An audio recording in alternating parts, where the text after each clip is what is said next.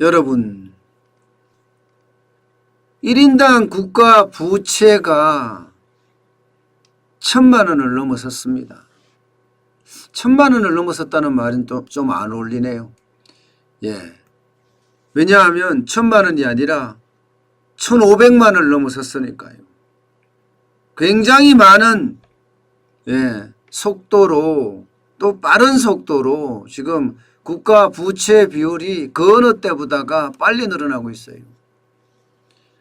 2011년만 하더라도 1인당 국가 부채가 829만 원이었거든요.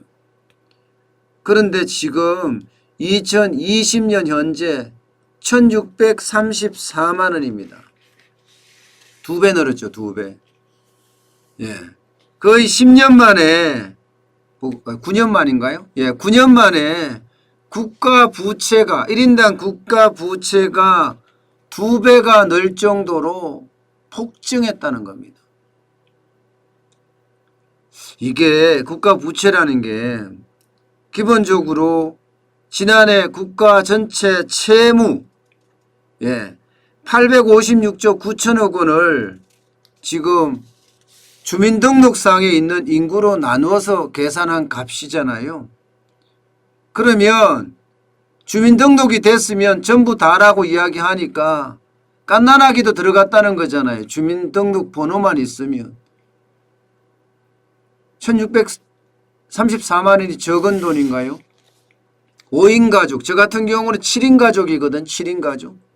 엄마, 아버지, 부모님까지 있으니까 7인 가족이면 거의 저는 빚이, 국가 빚이 1억이 넘게 있는 겁니다. 1억이 넘게.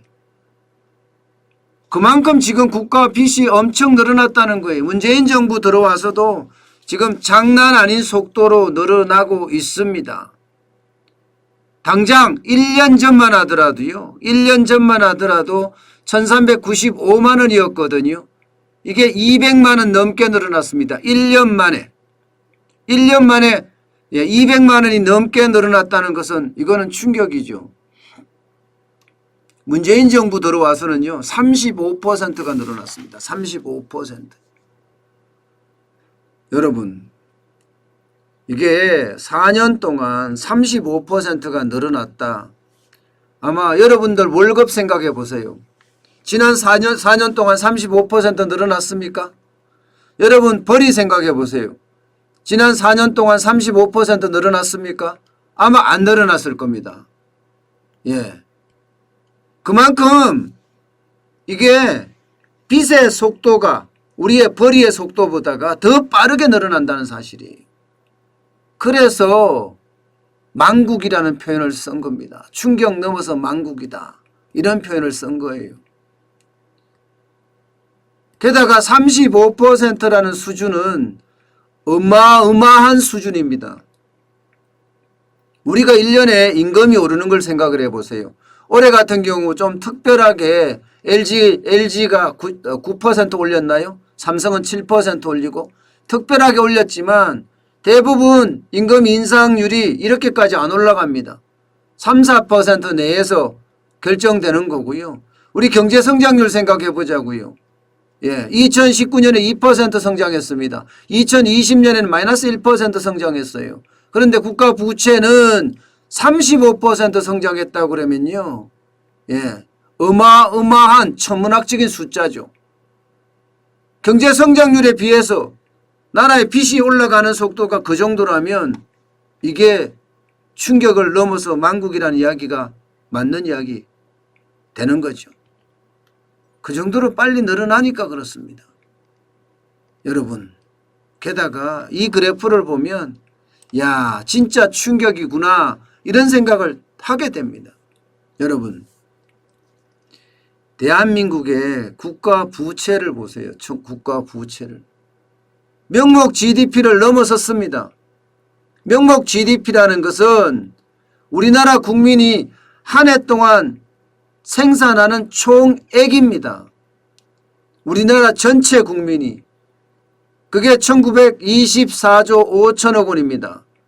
그런데 국가 부채는 1985조 3천억까지 늘었습니다. 그러면 전 국민이 한 해 동안 총 생산에서도 국가 부채를 갚을 수 없다는 결론이 생기는 거잖아요. 여기에는 중앙정부의 부채도 있지만 연금 충당 부채도 있습니다. 연금 충당 부채도. 1985조 3천억 원에는요. 안 들어간 게 몇 가지가 있어요. 한 가지만 안 들어간 게 아니에요. 한 가지만 안 들어간 게. 여기에다가 공기업 부채까지 포함을 시키면 엄청난 숫자가 됩니다. 엄청난 숫자가. 정부 부채만 공기업 부채까지 525조가 2019년 기준이거든요. 그러면 여기까지 포함을 하면 얼마예요? 그래서 나라 빚이 충격을 넘어서 만국이라는 겁니다. 지금 여러분 생각을 해보세요. 경제 주체들의 빚이 전부 다 GDP를 넘어서고 있어요. 경제 주체들의 빚이.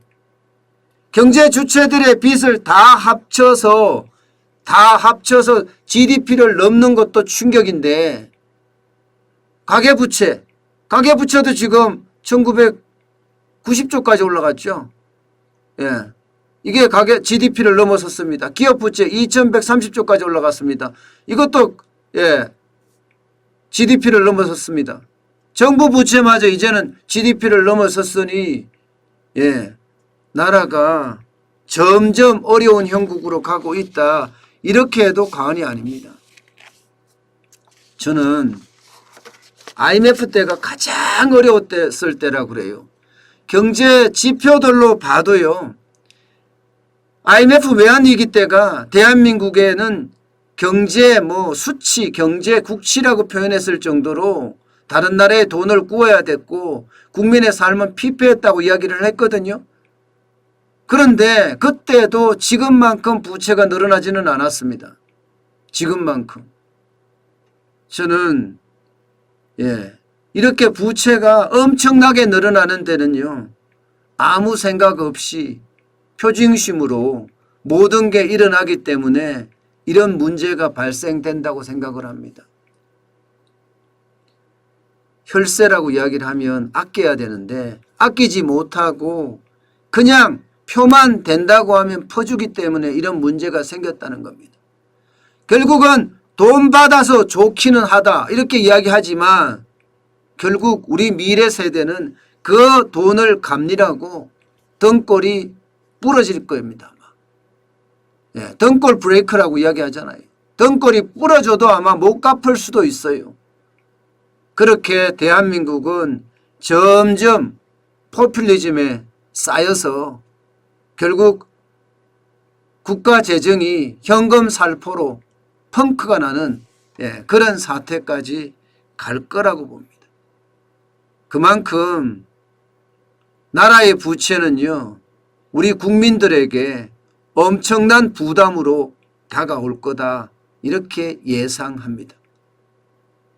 때문에 과감하게 우리는요.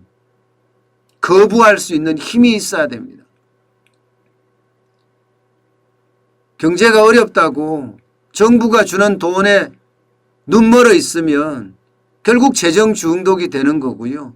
이 재정 중독이 심화되면 심화될수록 많은 국민들이 정부만 바라보게 돼요.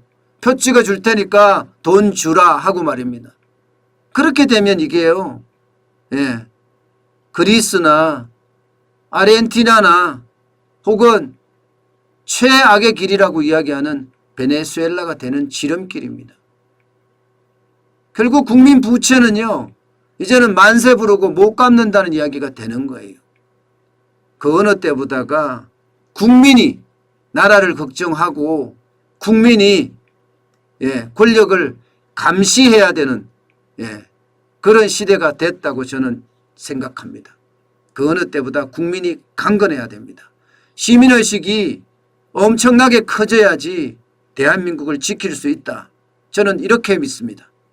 정부는 이미 대한민국을 지킬 힘을 잃은 것 아닌가. 그만큼 신뢰가 떨어진 것 아닌가. 저는 이렇게 생각합니다.